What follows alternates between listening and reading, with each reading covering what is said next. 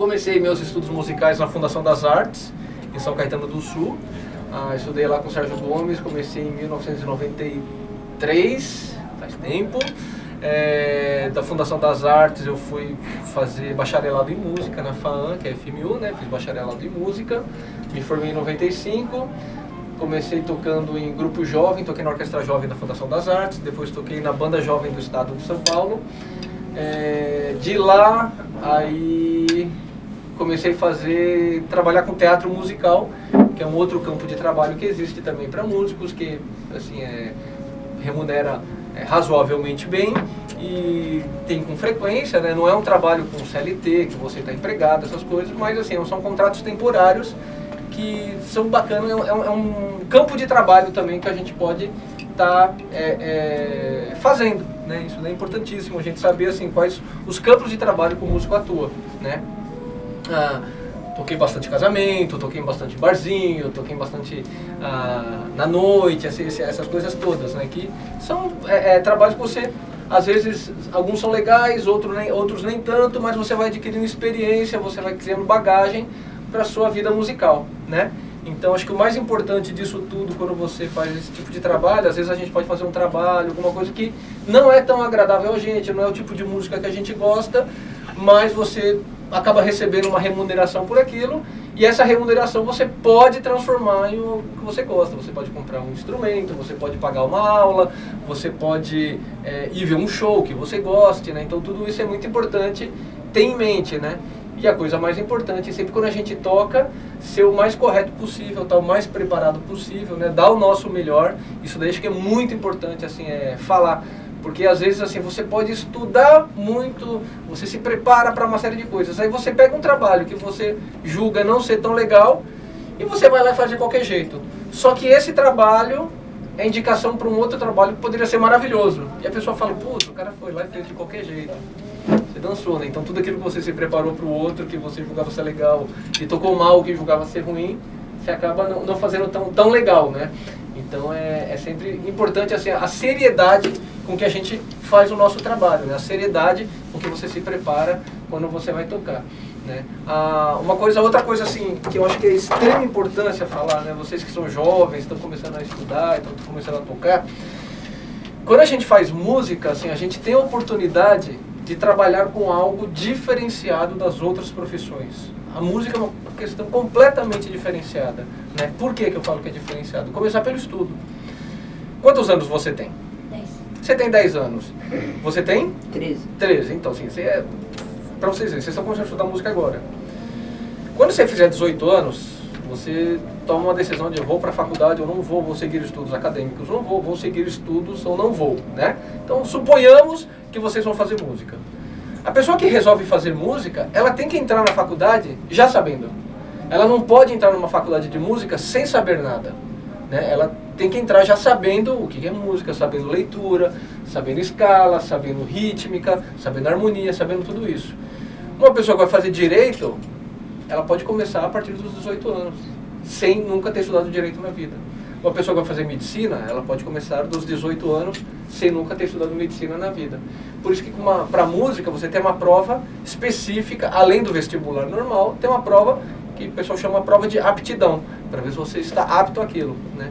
Então é bem importante, assim, quem quiser seguir carreira de músico, pensar nisso. Campos de trabalho, como eu disse, você tem a música popular e a música sinfônica. Se você for seguir música popular, quais são os lugares que você tem para trabalhar? Bandas de baile, bandas de bar para tocar na noite, você pode tocar em hotel, você pode tocar em casamentos, você pode acompanhar o artista, você pode ter um trabalho seu e investir nele, se você acredita que vai dar certo. Pode não dar certo. O professor sabe muito bem, né? A maioria não dá certo, né? Mas, por outro lado, a gente tem que ter na cabeça assim, se for fazer com muito carinho, muito amor, porque a gente está trabalhando coisas que alimentam a alma das pessoas, né? Alimentam assim, a vida das pessoas, né? Você pode transformar o humor de uma pessoa quando você está fazendo música, né? Quando você consegue, ainda mais tocando um instrumento que não tem um apoio harmônico e nem melódico com notas com alturas definidas, Quando você consegue fazer isso, pô, a realização é plena, né? Então, da mesma maneira que uma pessoa que trabalha com, sei lá, economia, ela vai gerar lucro para a empresa e vai gerar e vai alimentar a empresa como um todo e vai gerar tudo. Dinheiro é importante, todo mundo sabe disso, né? Não é uma coisa que a gente vai jogar pelo lixo, né? Por outro lado, a gente tem que lembrar também que essa parte artística é importante, né? Seja ela música, seja dança, seja as artes plásticas, seja cênicas, tudo isso é importante. Seguindo, aí eu toquei bastante em bar, essas coisas. Eu comecei a trabalhar em teatro musical. O teatro musical me levou para a orquestra sinfônica. Eu tive um estudo sinfônico durante um tempo. E aí em 2005 eu ingressei na Orquestra Sinfônica de Santo André. A Orquestra Sinfônica de Santo André assim, já existe há mais de 30 anos.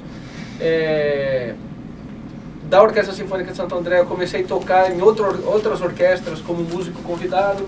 Então eu toco na Orquestra Sinfônica da USP, na Orquestra Sinfônica de Campinas, na Orquestra Sinfônica do Teatro Municipal de São Paulo, Orquestra do Teatro São Pedro, a Orquestra Baquiana do maestro João Carlos Martins. Eu tocava no programa Prelúdio da TV Cultura, que passava os domingos, com o maestro Júlio Medalha. Sou coordenador do naipe de percussão da Orquestra Acadêmica Mozarteum Brasileiro. Que mais? Também a Orquestra Filarmônica de Goiás, que eu fiz algumas apresentações com eles. Fora isso, teatro musical, trabalho há mais de 20 anos com teatro musical.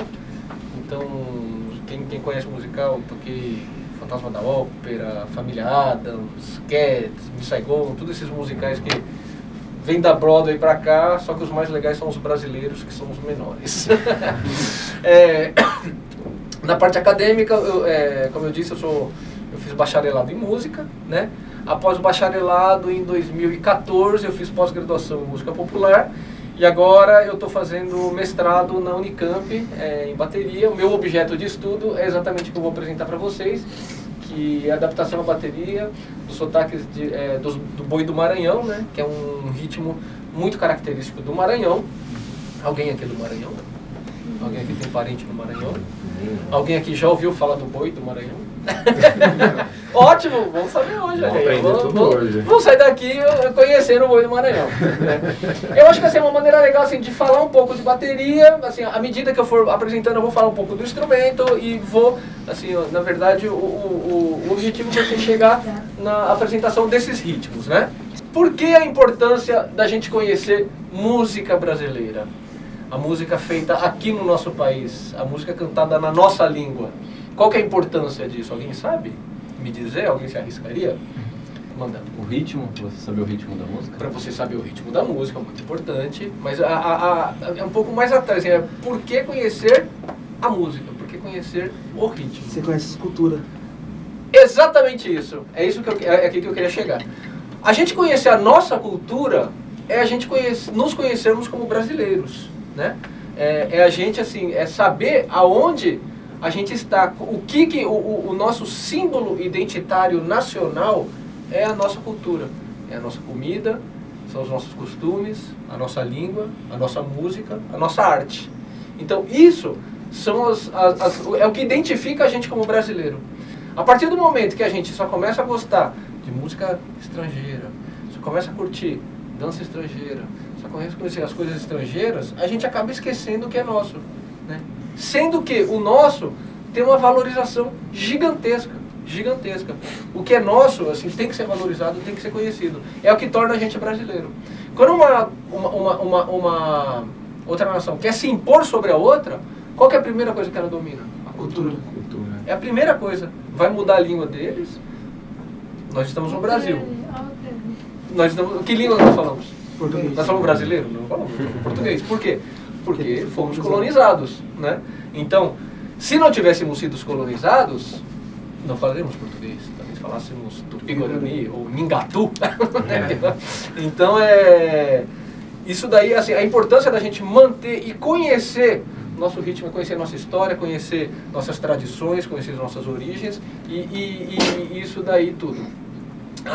Até o final do século XIX, começo do século XX, a cultura brasileira, a música brasileira, ela tinha influência de três influências. Alguém sabe dizer quais são? Quais raças? Etnias?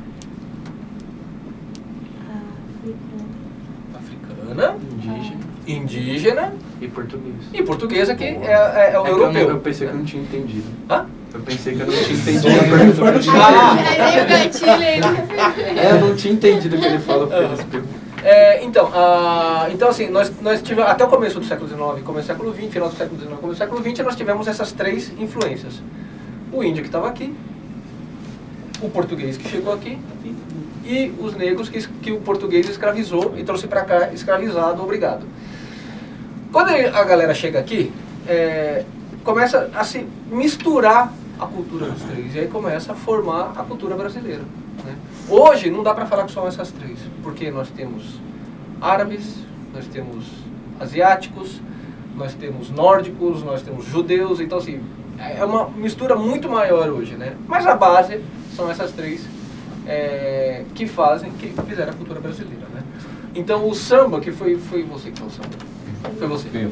O samba, assim, que é muito característico isso. O boi, que nós vamos ver, ele tem as três culturas muito enraizadas, né? Então, tanto a negra com o boi de zabumba, a indígena nos instrumentos, que são os chocalhos, essas coisas todas. A influência portuguesa vai estar como é que fala? Na vestimenta,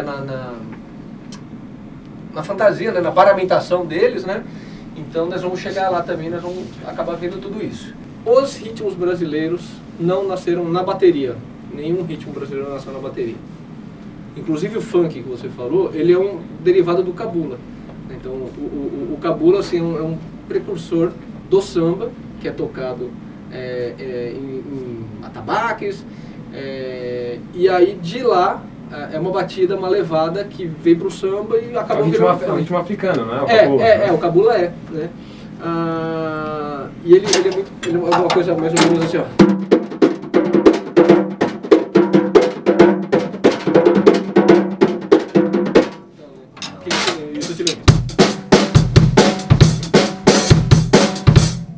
Então é muito similar, né? Que vem de lá, né? Não há como imaginar que alguém vá performar é tocar, né? Convincentemente, você vai tocar convencendo alguém a partir de partituras. Isso é muito importante. Ler partitura é extremamente importante. No entanto, você tem que conhecer a música antes da partitura, porque a partitura veio depois. Uma criança, ela aprende a ler, primeiro aprende a falar. Falar. Então depois ela vai aprender a ler, né? Então música não é diferente disso, né? Às vezes a gente pode aprender muita coisa de ouvido e depois começar com a leitura, né? É crucial a audição do ritmo, ou seja, temos que ouvir o ritmo. Você falou de Ijexá, né? Então se nós vamos tocar o Ijexá, puxa vida, o que é um Ijexá? Quais são os instrumentos que tem o Ijexá? Então tem um instrumento, um gangue que faz.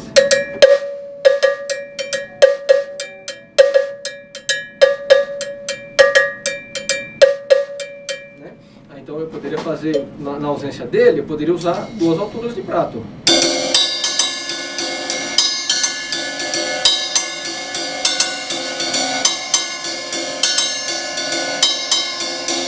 A gente tem outro instrumento que eles vão estar fazendo.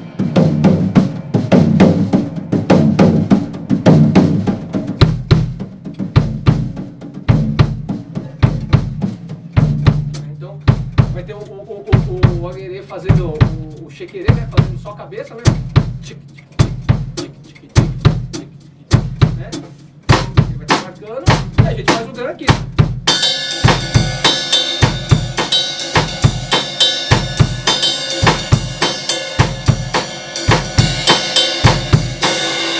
É assim que a gente pensa uma construção de um ritmo na bateria, tá bom? Então, olha lá, vou voltar. Não há como imaginar que alguém vai performar convincentemente a partir de partituras. É crucial a audição do ritmo, o conhecimento do contexto musical e suas tradições para certificar uma performance. Ou seja, não adianta só conhecer o ritmo, tem que saber de onde ele veio, como ele é tocado, quais são os instrumentos que tocam ele. Então, tudo isso é importante quando a gente vai tocar um ritmo brasileiro. Tá bom? representação, tela com pintura de um cachorro, abstrato. Não, tá bom. Isso daqui, o que quer dizer? A gente, por exemplo, falou agora do Ijexá, certo? Isso daqui que eu toquei foi um Ijexá? Sim. Foi uma ideia de um Ijexá. O Ijexá mesmo, ele é tocado na Bahia, por aqueles instrumentos determinados. Não tem bateria no Ijexá, originalmente, né? Porque é uma música de cortejo, é uma música de rua, né? Então, quando eu coloco assim, quando você vê um desenho, assim, um quadro que tem um cachorro, o que você está vendo lá não é um cachorro, é uma ideia de um cachorro. É o que a gente conhece como cachorro que está sendo representado lá, aquilo não é um cachorro, né? Então, a ideia do ritmo é a mesma coisa, né? O que eu estou fazendo aqui é uma ideia do que é o Ijexá, não é o Ijexá propriamente dito, entendeu? Então, assim, eu prefiro pensar dessa maneira porque você não está mexendo com a tradição, você está fazendo uma adaptação para daqui para frente você já transformar ele, né? Como, por exemplo, assim, se você pega eu não sei se vocês conhecem um pintor espanhol chamado Picasso, né? O Picasso, ele, assim, você vê os desenhos dele, uma coisa tudo quebrada, torta, você fala, mas peraí, cadê a cabeça? A cabeça tá aqui, o olho tá ali, o pé tá aqui, né? Tá tudo junto, né? O cara fala, um cachorro. Né? Então, ele pegou, assim, ele tem a ideia de cachorro. Ele não vai representar o cachorro exatamente como ele é, mas ele põe uma ideia de cachorro dele, né? Entendeu? Então é mais ou menos isso como eu penso o ritmo na bateria, o ritmo brasileiro, tá? Legal. A adaptação das conduções dos ritmos brasileiros à bateria, que aqui serão apresentados, é uma caracterização do original. Então, assim, a gente está trazendo aquilo para cá, não é o original, tá? As adaptações serão feitas através de similaridades timbrísticas entre a percussão e a bateria. Então, o que é similaridade timbrística? Se eu tenho um instrumento agudo, eu vou procurar um instrumento agudo da bateria. Se eu tenho um instrumento grave, eu vou procurar um instrumento grave. Se eu tenho um instrumento médio, eu vou procurar um instrumento médio.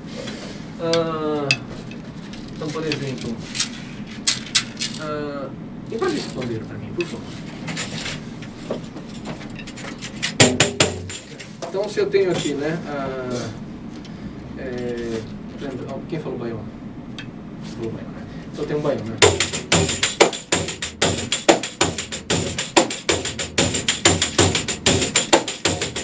Então, sim, eu estou fazendo um grave aqui, né?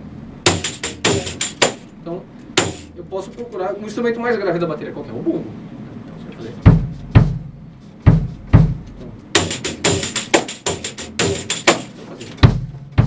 Então, o tapa que eu estou fazendo, posso fazer aqui.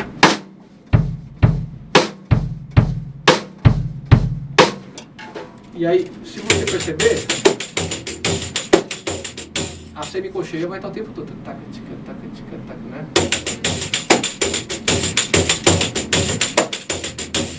Então,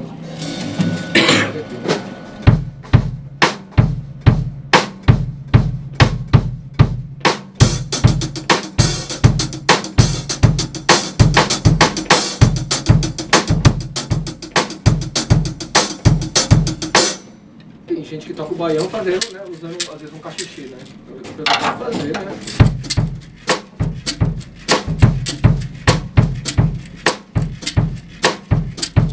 Cadê o triângulo? Quem estava com o triângulo? Né? O triângulo é a mesma coisa. A gente não vai abrir e fechar o triângulo, né? Eu estou tocando aqui, né?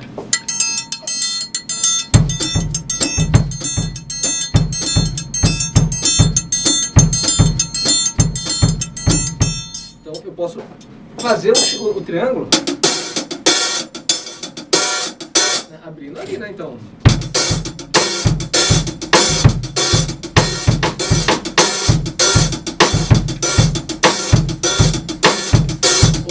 Passar por prato e deixar o chimbal funcionando.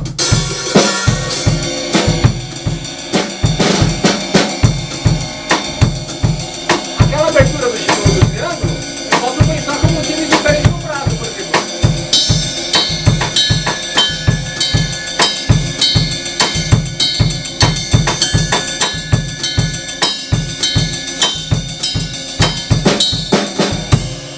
Então, assim, as adaptações serão feitas dessa maneira, sempre procurando qual timbre é parecido. Então, assim, eu tinha um timbre de metal, que fazia uma semicocheia o tempo todo, que é bem agudo. Eu procurei pratos. Eu tinha um timbre... claro, não é um pandeiro, né? Na verdade é o zabumba que vai fazer, né?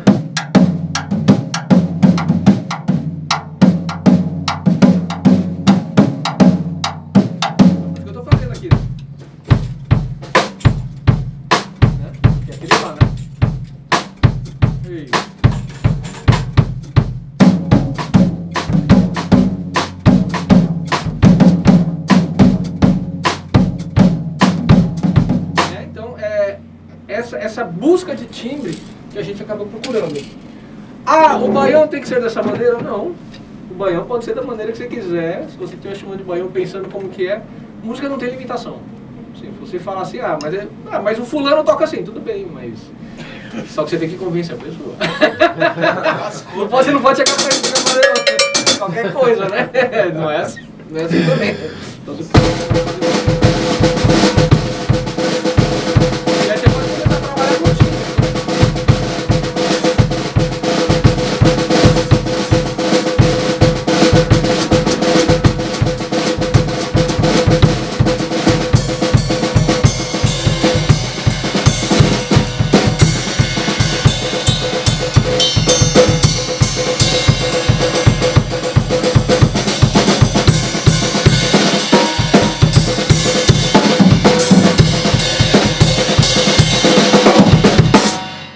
Várias maneiras de você ir fazendo, tá bom?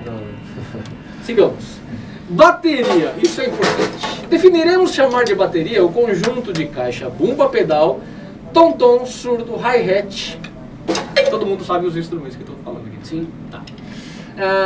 Prato suspenso e cowbells, sendo que todos os instrumentos serão tocados por um único instrumentista sentado, né? Qual que é a importância disso? A bateria faz parte da família dos instrumentos de percussão. No entanto, eu poderia ter um set grande de instrumentos, ter músicas como A Invenção do Mundo, de Milhaud, ou A História do Soldado, de Stravinsky, que você usa vários instrumentos de percussão. Aquilo não é uma bateria. Você olha assim, é uma mesma pessoa tocando vários instrumentos. A bateria é inspirada naquilo também. Isso na verdade, aquilo é inspirado na bateria, né? Porque começo do primeira metade do século XX, né? Foram escritas essas músicas e a bateria estava começando, né? Então por isso que tem isso. De condução. Definiremos como condução as linhas de acompanhamento na execução dos ritmos. Então isso daqui que eu estava fazendo no baião que nós vamos chamar de condução, tá bom? Dialetos. Por que escrever música para bateria? Isso daqui eu vou pular porque é muito específico lá dos livros, tá bom? Não, isso aqui eu vou falar. Violino data do século XVI. Então assim, a bateria é um instrumento muito novo. Muito novo. A bateria tem pouco mais de 100 anos, né? Se a gente for pegar um instrumento que é usado hoje em dia como comparativo, cronológico, nós temos o violino, por exemplo, que o pessoal estava tocando até agora aqui fora. Esse instrumento é derivado do instrumento do século XVI, que tocava com 3 cordas e acabou evoluindo para essas 4 cordas, do formato que a gente conhece hoje. E o que teve de evolução no instrumento? Teve evolução, antigamente era corda de tripa, hoje em dia é corda de aço. A cravelha tem coisa que é de aço, antigamente era tudo madeira. Então mudou a tecnologia do instrumento, mas o instrumento não mudou. O formato é o mesmo, não mudou nada.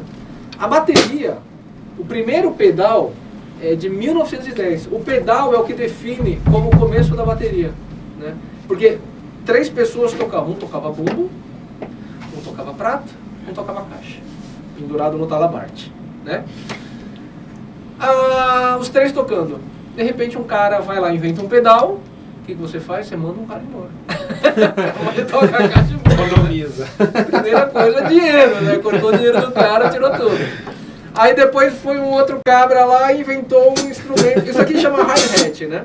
Ele inventou um instrumento que o nome do instrumento era low-hat. Por que low-hat? Isso aqui parece um chapéu e low porque ele era baixo, né? Então ele ficava aqui embaixo, ele só tocava com o pé, não tocava com a mão, né? Então ele chamava low-hat, ficava lá embaixo. Veio um cara e subiu o instrumento para poder tocar com a mão também. Então por isso que ele chama hi-hat. Tá mais alto, tá? Então, e aí assim, mandou outro cara embora e ficou um cara só tocando tudo. Tanto que no Brasil a bateria... só o maluco da caixa agora. Exatamente. No Brasil a bateria chega mais ou menos na década de 20, eu acho, se não me engano. E eles não queriam que desembarcasse. E aí começou o desemprego. Eles não queriam que desembarcasse. Exatamente, por causa disso, é verdade. Né? Então só que é um instrumento que acabou adquirindo linguagem própria, se consolidou e se consolidou como um instrumento. Né? Então, hoje em dia não tem mais isso, né? Mas é bom a gente lembrar sempre, história é sempre bom a gente saber. Né? A música de câmara, que é o que tem nos livros. O livro com o Nelton, o professor com certeza vai poder trabalhar com vocês. É bem didático, é o livro mais didático dos 3, né? Então, assim, fazer música de câmara. Todo mundo sabe o que é música de câmara? Não. Música de câmara é o seguinte, é música feita para ambientes pequenos, né? Então você não tem orquestra sinfônica grande, que é numa sala grande, não, uma sala pequena, uma câmara, né? Então, essa sala pequena, então a música vai ter que ser feita lá.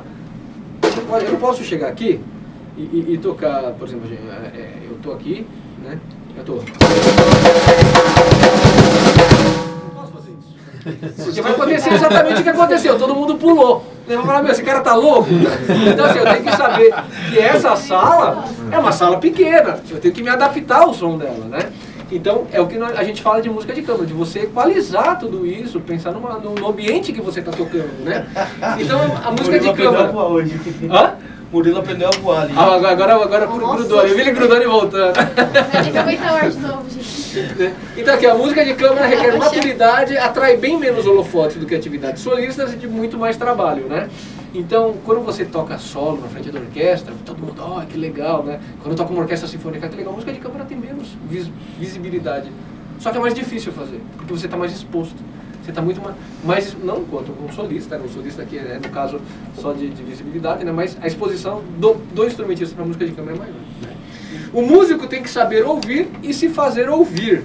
E tratar os parceiros como iguais, construindo com eles um consenso artístico, né? Então não adianta eu chegar lá... Alguém ouviu isso essa semana. Ah, é? Não adianta eu chegar com ele, vai tocar eu e ele bateria, eu chegar tocando, ele chegar tocando assim, ó. E eu chegar tocando. Não vai ter o menor sentido, vou ter que equilibrar com ele. Não, tudo bem. Então, eu sei que você ia tocar bonito. É, quem não consegue tocar baixo. E aí, isso é importantíssimo, a gente saber equalizar, porque... Por que eu ponho com 2 baterias os livros? Os 3 livros são isso. Por quê? O pessoal de violino, vocês podem ver, eles têm duo de violino para tocar. Chega num recital, vão ter 2 violinos tocando. A bateria, ela sempre está numa... Pelo fato de ser muito novo, ele tem menos material escrito. Então, a partir do momento que você começa a escrever duos de bateria, você pode tocar com ele, por exemplo, e vocês conversando assim, olha, vamos fazer isso aqui mais assim, mais assado, e você acaba crescendo e aprendendo muito, né? Então, isso é importantíssimo, a música de câmara é importante para isso. E a bateria é um instrumento que tem pouco material para isso, né? Então, é sempre bom a gente saber que isso também faz parte do estudo, né? Bom, enfim, a brincadeira do boi, ela tem 2 lugares muito famosos no Brasil que tem a brincadeira do boi. Tem boi no Brasil inteiro, mas as mais famosas é do Maranhão e do Amazonas, que é o boi bumbá, né? O boi bumbá, assim, ele é uma festa assim, muito similar ao carnaval que a gente tem aqui e no Rio, né? E lá é a festa do boi. A diferença, por exemplo, no Amazonas, são 2 bois, que é o caprichoso e o garantido, que é um é azul, outro é vermelho. E é uma festa gigantesca, maior que a escola de samba aqui. Eu já vi, Você chegou a ver? aparece no Instagram com um filtro quando é essa época. Ah, exatamente. Tá. É. Mas eu acho que a época de carnaval, a TV Bandeirantes também transmite a festa do boi de Parintins. É gigantesco, assim. Alguém já viu o carro de escola de samba aqui? Já. Das de São Paulo? São gigantescos. As do Rio são maiores ainda. E tanto os do Rio quanto São Paulo vão atrás dos caras que fazem carro de boi no Parintins, no Amazonas, que são maiores ainda. Então, assim, é uma coisa gigantesca, assim, é enorme, né? Então, a festa do boi, ela vem da Península Ibérica, que é a região entre Espanha e Portugal, e começou lá com um boi chamado boi calemba, que era uma brincadeira que eles tinham, que eles faziam uma armadura, uma armação de vime, né, que é um tipo de madeira, que colocava o pano em cima, eles ficavam brincando na rua e afugentando quem passava pela rua. Então, como assim, uma das lindas que falam que vem a brincadeira do boi é isso, né? Bumba meu boi, o bumba quer dizer urra, chifra meu boi, né? Então bumba meu boi, chifra, né? Então, porque sempre vai ter uma pessoa, ele vai fazer uma armação assim, né? Tipo um boneco de um boi, né? Ele vai ficar dentro e esse cara que fica dentro chama miolo. Então ele sai brincando dentro do boi, afugentando as pessoas, né? É uma dança de enredo. Inclui aspectos da cultura europeia, africana e indígena, como já falamos. Teve origem na Europa no século XVI e teve encontro e hoje encontramos em todo o Brasil, né? Mas brincado na região norte e nordeste, como eu disse. Então aqui, sotaques do boi do Maranhão, né? O que é o sotaque? O sotaque é assim, quando você sabe que a pessoa é de determinada região pelo tipo de fala que ela tem, né? Sim. Então a música também tem a fala dela e vai ser o sotaque. Pode rir, velho. Tá segurando aí, pode rir. É um bullying. Os sotaques do boi é exatamente porque em cada região vai ser tocado de uma maneira e é de uma região diferente da outra. Então, por isso que são os sotaques, né? Então, tem o sotaque Costa de Mão ou Cururupu, porque ele é da região de Cururupu. Você tem o sotaque de Matraca, porque ele é da região que é da ilha, né? Que é da ilha de São Luís, no Maranhão, que é a capital do Maranhão. Você tem o sotaque da Baixada, que é o sotaque de Pindaré, né? Ele chama sotaque da Baixada ou Pindoré, Ilha ou Matraca, Mão e Cururupu. Que ele vem da região de Pindaré, que é a região litorânea de São Luís. Você tem o sotaque de Guimarães ou de Zabumba, que vocês vão ver que ele é o mais diferente de todos, ele é mais para dentro, né? De São Luís, do Maranhão. E o sotaque de orquestra ou Munim, que é a região de Munim.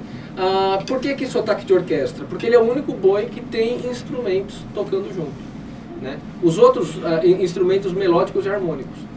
Os outros 4, eles não têm instrumentos harmônicos tocando junto, nem melódico. É só instrumento rítmico, de percussão e canto, tá? O primeiro boi que nós vamos falar é o boi de Matraca. Ele surgiu no final do século XX, vindo da zona rural da ilha de São Luís, também conhecido como sotaque da ilha, porque da ilha de São Luís, né?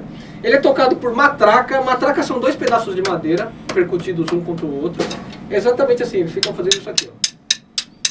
Então as matracas, ela é um pouco mais larga e ela chega a ter 1,5 m de altura no boi de matraca, né? Ele é um instrumento predominante. Se vocês forem na festa do boi do Maranhão e conseguirem um pedaço de madeira, vocês já podem sair brincando no meio do boi. Então ele é o boi mais democrático que tem, né? É o de maior número de pessoas também por causa disso, porque você não precisa ter um instrumento específico, são 2 pedaços de madeira, você sai tocando no outro, né? O maracá. Maracá é uma espécie de chocalho, né? Isso daí antes era uma cabaça com semente dentro, hoje eles usam de zinco, né? Os pandeirões, ele é diferente do pandeiro de choro que a gente conhece, o pandeiro de samba. O pandeirão, ele não tem a platinela, ele, em vez ele assim, os novos têm tarraxa, mas antigamente ele era só a pele do bode pregada no corpo. Ele não tinha uma afinação? Então, aí eu vou chegar lá. Era pele animal. Pelo fato de ser pele animal, e o tamanho... Tinha que aquecer, exatamente. Só que os pandeirões é do tamanho desse bumbo, assim. Só que é um aro, assim, dessa largura, só do tamanho desse bumbo, assim, às vezes, do tamanho desse surdo, assim, né? E eles tocam aqui em cima, assim, né? E aí essa questão que você falou da afinação, todo lugar que tem uma festa de boi vai ter uma fogueira perto. Porque assim, a galera tá tocando, aí um chega lá, fica aquecendo, porque quando você coloca isso daqui, ou se o seu ambiente está muito úmido, vocês já repararam, pele animal, ela solta. E o ambiente está muito seco, ela estica, fica mais aguda. E no boi eles vão usar a pele bem esticada, tá? E o tambor-onça. Alguém já ouviu falar de tambor-onça? Tambor-onça é um tambor de fricção. Todo mundo já viu uma cuíca?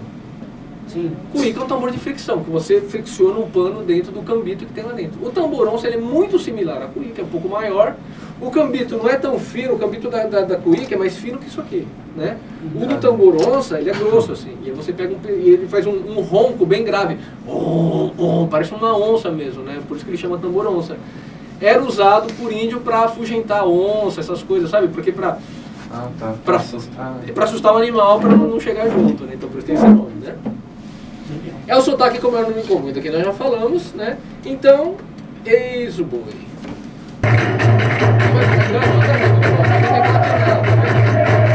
Esse daqui, ó, tem uma taxinha, tem uma racha, mas tem alguns que não tem. Não, esse não, esse é bem sintético. Esse é bem sintético. Por isso que tem a tarraxa. Aí assim, dispensa de fogueira, né? Tem que ser assim. Olha o tamanho dessa matraca.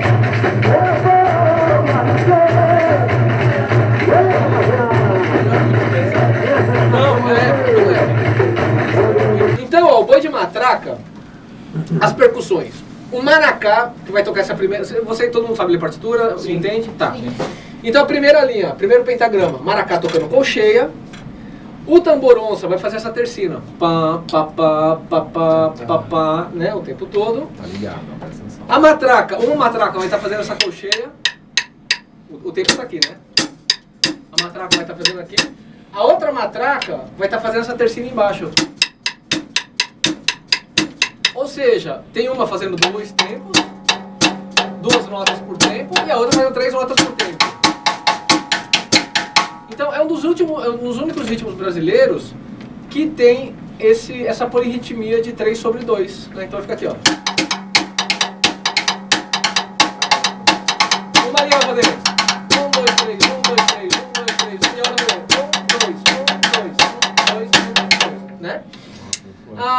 O pandeirão, tem um pandeirão que vai ficar fazendo só isso. Um outro vai fazer... O outro vai fazer...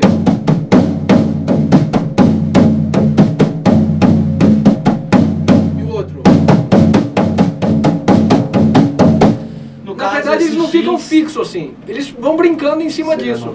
Sabe, às vezes o cara faz um, faz outro, entendeu? O X é o abafado? É. E aí o que vai acontecer? O importante disso tudo, quando a gente traz um ritmo desse pra bateria, você lembra que no IGChat tinha 3 vozes, 4 vozes e a gente conseguia fazer na bateria toda. Aqui ó, você tem 2, 4, 6, 8 vozes acontecendo. Né? O que acontece? No mínimo cada vez tem que fazer 2. Não, então, aí que tá. A ideia que eu procuro pra... eu tô falando disso porque isso aqui é a minha pesquisa de mestrado, tá? Então assim, a ideia disso é trazer a ambiência sonora.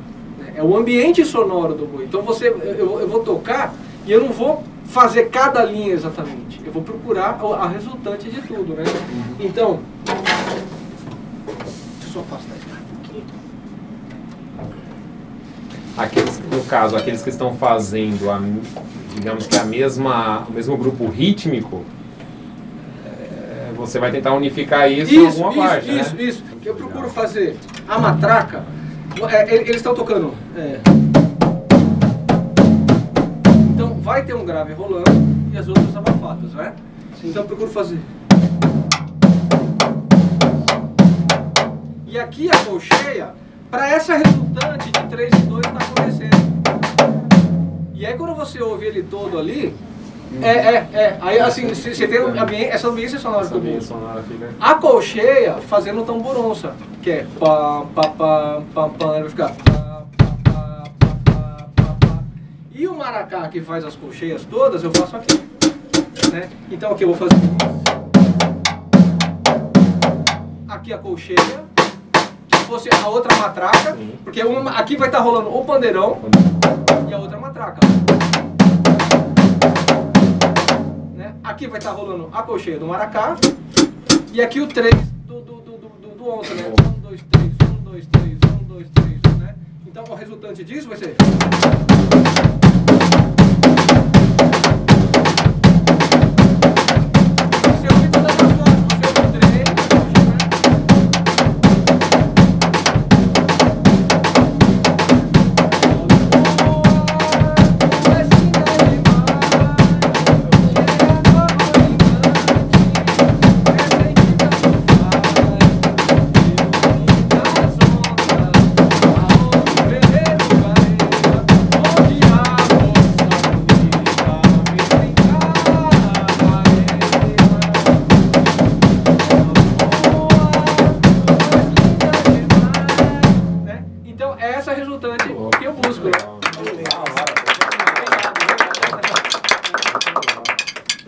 A percussão, e aí, tá vendo? Ó, como é que eu faço?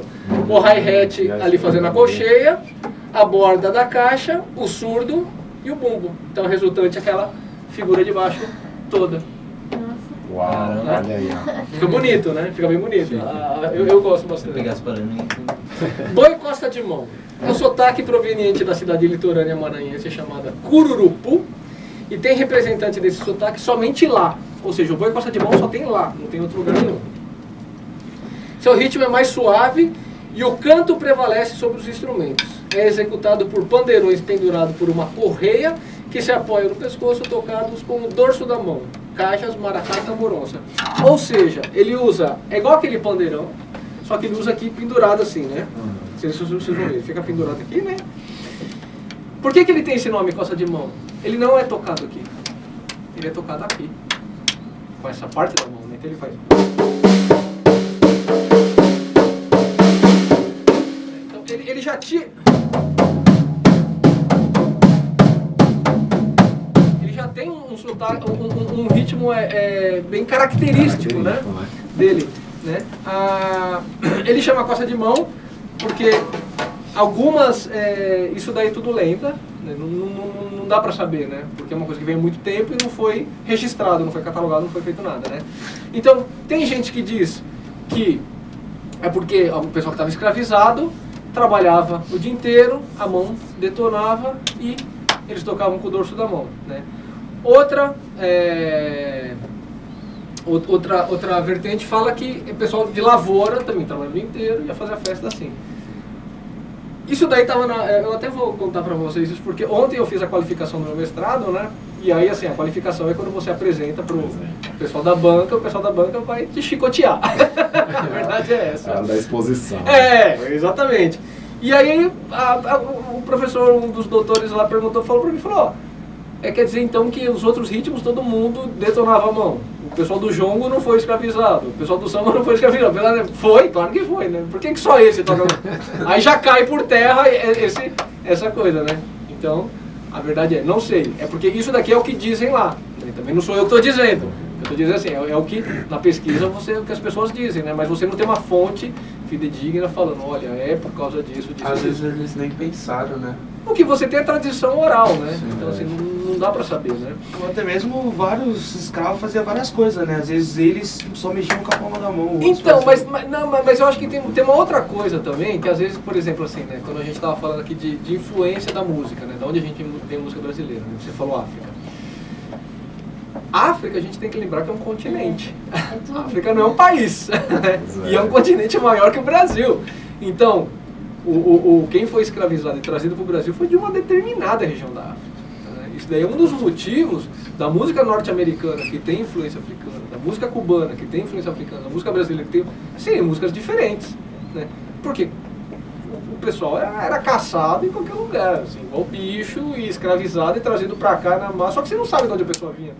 Às vezes o cara era de uma tribo lá que tinha uma especificação, tocava tambor desse jeito, e o cara veio aqui e tocou, sabe? E aí fala, porque a mão doía. Mas os caras tocavam lá também, porque aí cai aquela coisa, o cara do jongo também toca e era escravo.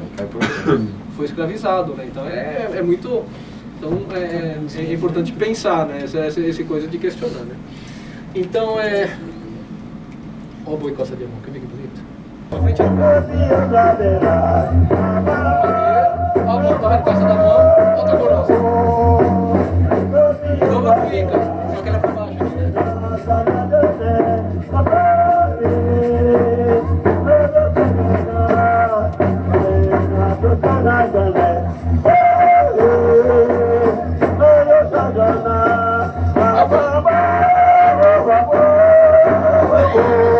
Aí ó, o maracá que vai fazer só a colcheia, o tamboronça que é igual o da ilha, né? E aqui o pandeirão, ele vai fazer...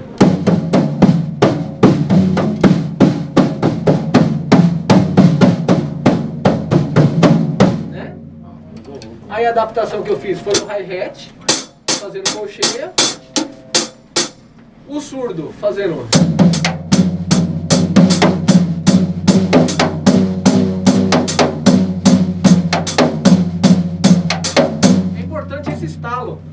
Porque esse estalo que vai dar essa ambiência. A característica. Né? A ambiência sonora vai estar no estalo, né? Legal. E o bumbo fazendo o tamboronça, né? Né?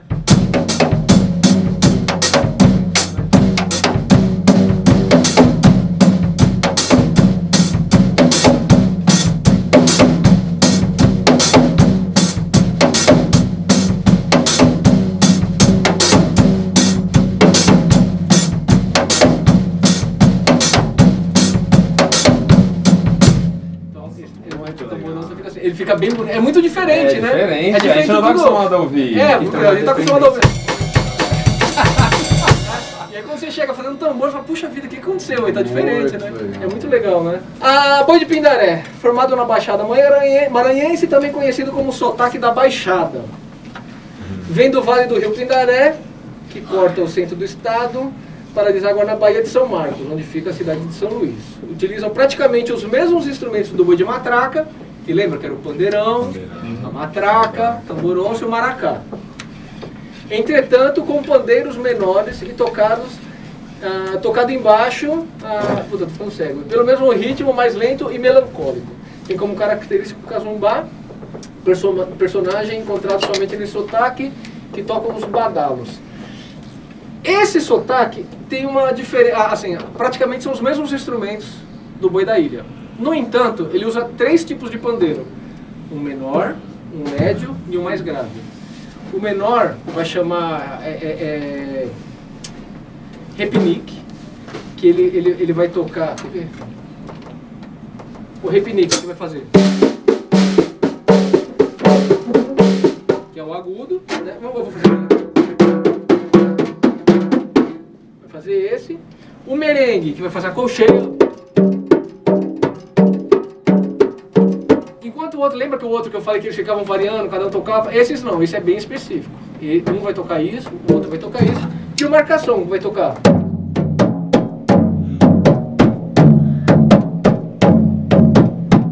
Aí vai ter a matraca. Não vai ter uma matraca fazendo 3. O 3 vai estar entre os pandeiros e a matraca. O badalo, o casumbá, o badalo, ele é um badalo mesmo. Que tem, vocês já viram de vaca que fica na cabeça, no pescoço de vaca, que é aquele badalo? Pode perguntar. Por causa que na matraca, por que tem um triângulo? Eu só coloquei na cabeça da nota só para escrever, mas não é uma especificação, não é por algum motivo especial. Não. O badalo é um badalo mesmo, né? Então quando ele toca, ele sacode. A resultante é mais ou menos isso. Né? Legal. Não é exatamente isso, né? Mas quando você ouve mais ou menos isso. O maracá, que é aquele chocalho, né? E o tamboronça. O tamboronça vai estar falando tercina, tá escrito errado aqui, tá? É tercina. Ah, tá. Que é a mesma coisa. Pom, pom, pom, tá? Aquele personagem é importante. Esse é o animal. Tamboronça. A matraca é menor, já que é uma matraca toda.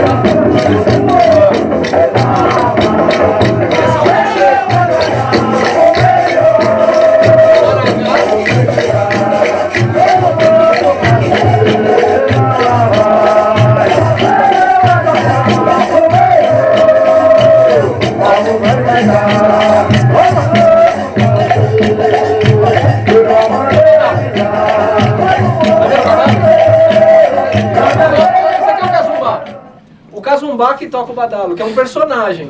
É um personagem mesmo, assim, é meio humanoide. Ele que fica tocando, é só ele que toca o badalo. E o badalo só vai ter nesse boi. E aquele instrumento que parecia um corezinho que eles estavam fazendo o mesmo ritmo que o badalo tá fazendo.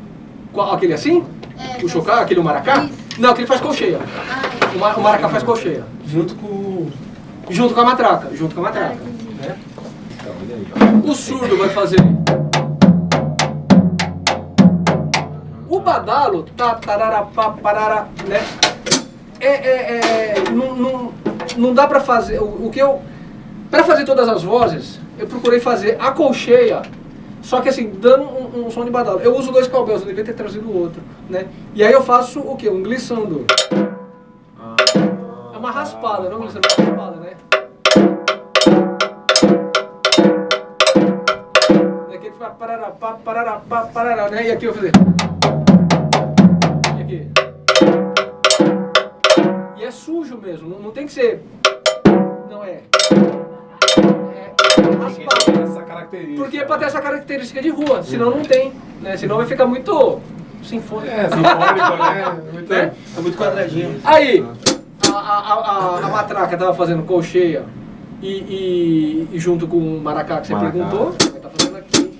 E o tamboronça, não é semicolcheia, é tercina. É tercina. Né? Então ele, fazendo isso. Deixa eu ver se eu lembro uma toada. Boi o rô, vaqueirada, boi o rô, boi o rô.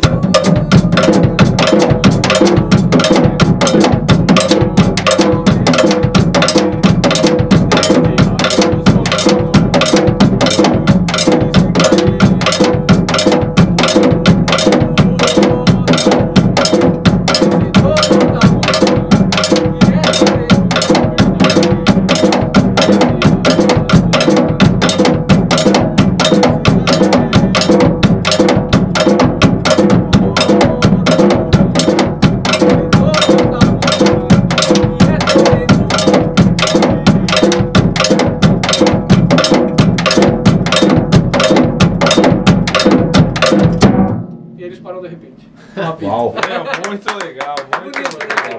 Esse aqui é o que eu mais gosto. Esse aqui é o que eu mais gosto. Boi de Zabumba. É o último que vai fazer. Esse é o que contém com orquestra, com... Não, esse daí que você tá falando é o boi de orquestra mesmo. Que ele tem os instrumentos, é porque tem trompete, tem sanfona, tem teclado, guitarra, contrabaixo. E ele é muito mais parecido com o Shot do Sul, o boi de orquestra. É que eu não tenho nenhum aqui pra mostrar, eu devia ter.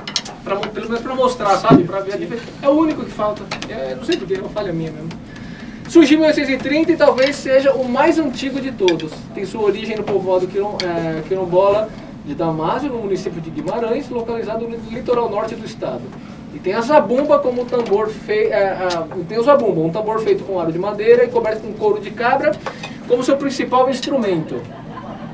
É tocado por tambor de fogo, zabumbas, repinicadores ou pandeirinhos ou tinideiras e maracás.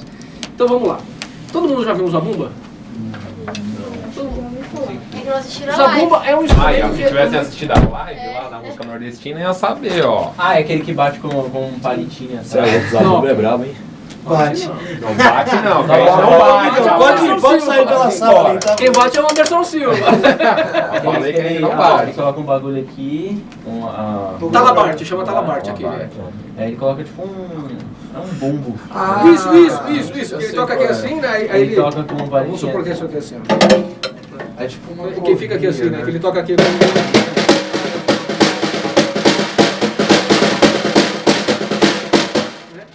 Só que numa caixa, não tem esteira.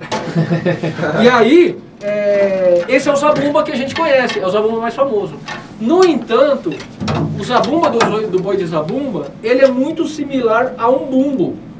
E ele não é tocado, ele é grande, ele parece um bumbo assim, vocês vão ver, né? Aí tipo, a pessoa fica segurando ele no meio. Aí ela fica com um braço atrás e um braço na frente do bumbo. Isso! Ele é tocado de lado. Ela fica presa numa forquilha, né? Fica uma madeira assim, né? A madeira aqui, assim, Deve ser né? pesado. E aí põe em cima e ele toca segurando aqui, apoiado na forquilha. Ele é tocado de lado. O tambor de fogo, ele é um tambor maior, com o fundo virado pro chão, e é tocado aqui. Como se fosse um surdo aqui. Né? Só que não tem a pele de baixo. E esse aí só faz semínima. Só faz a cabeça de tempo, né? E os abumbas são tocados de lado. Legal. Né? Aí o maracá e esses pandeiritos ou retinadeiras é no máximo desse tamanho e ele toca segunda e quarta. Ele toca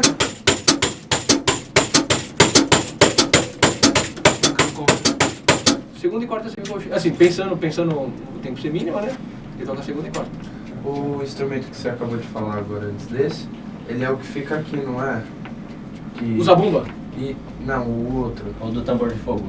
O tambor de fogo, Não, ele é parecido com o surdo, ele fica no chão mesmo. Assim, Ah, ele fica no chão. Ele fica no chão, não fica pendurado. Acho que no vídeo nem tem tambor de fogo, quer ver? Vamos ver. Esse daqui é o mais heavy metal.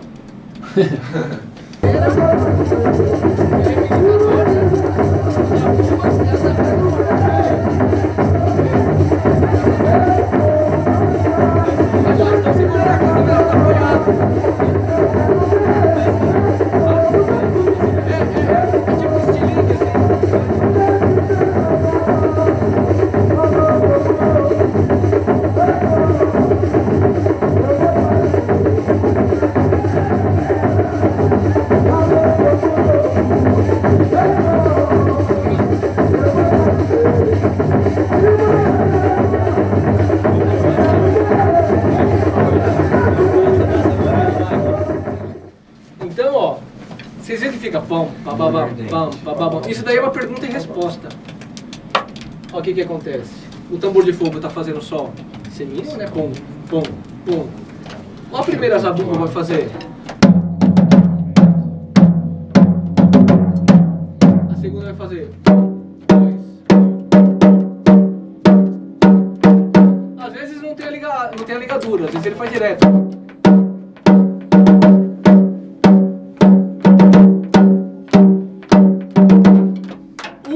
A tinideira vai fazer a segunda e quarta semicolcheia, né?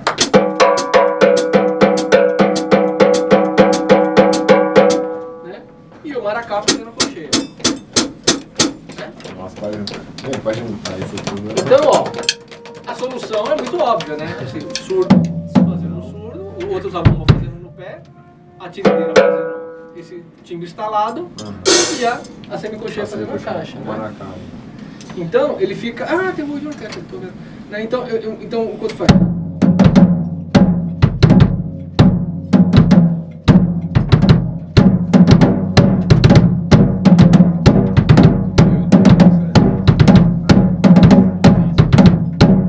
O bumbo é no contra do surdo? Não, ele é resposta. Ele é a mesma figura, só que um é no primeiro e segundo tempo, né? Cadê? Olha lá, tá vendo? A primeira linha, a voz de baixo é o surdo. A primeira linha é a voz de baixo, que tá vindo pra baixo. E aí embaixo, a voz de cima, na segunda linha, a voz de cima é o bumbo. Então vai ficar. E aí também não dá. Pode ser isso também. Então fica.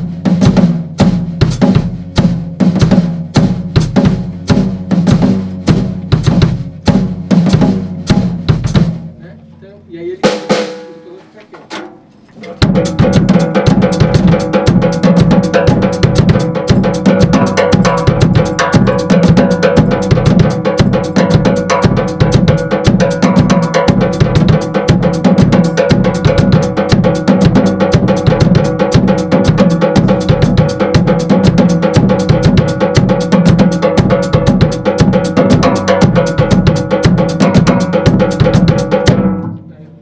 Parece mais samba, né? É bem diferente dos outros. Você viu que não tem o 3. Enquanto o outro sempre tem o 2 sobre o 3, todos os outros, vocês repararam? Tem esse 2 sobre o 3. Esse é o único que não tem. Ele é todo subdivisão de semicolcheia. Não tem terceiro em nenhum momento. É bem legal.